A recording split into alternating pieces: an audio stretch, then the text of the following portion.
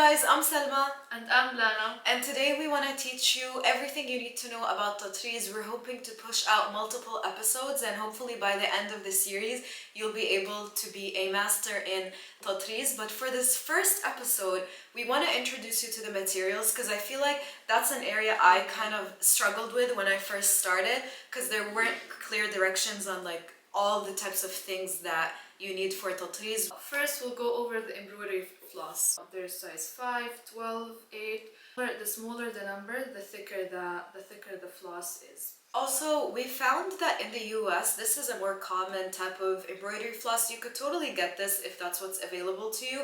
The only thing is, this is gonna come with basically 6 strands, and you're just gonna wanna have 2 strands at a time when you're doing the Tatreez. So 2 strands at a time, and you put those into your needle.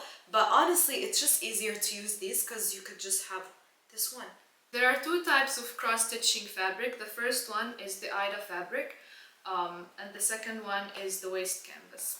So we use waist canvas if we want to put Tatreez on clothes or tote bags, just anything, you know, over a surface.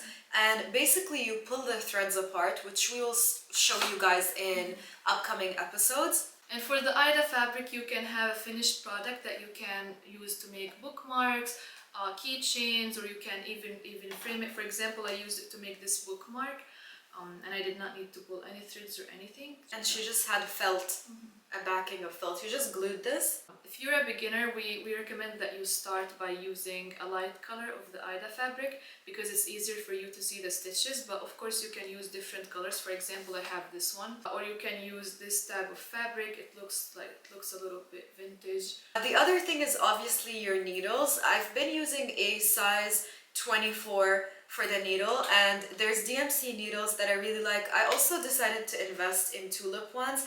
These might be a little bit too expensive if you're not into the hobby yet, but if you're planning on doing Tatreez all the time, I would highly recommend them because they glide easily. Last but not least, I want to show you guys how to measure your thread. I usually like to take it to the elbow, and that's where I cut.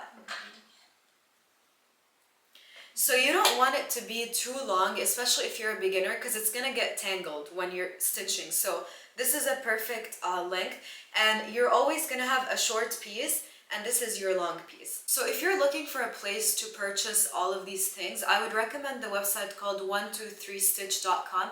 If you're in the US, they have a flat rate with USPS, and it's very affordable. So I got most of these things from there. You can obviously check your local craft store, but as I said, they likely will not have the cotton thread like this. Instead, they're gonna have it in these strands, which are a little bit more difficult, but it still works. Thank you guys so much, and I hope you find this a beneficial series.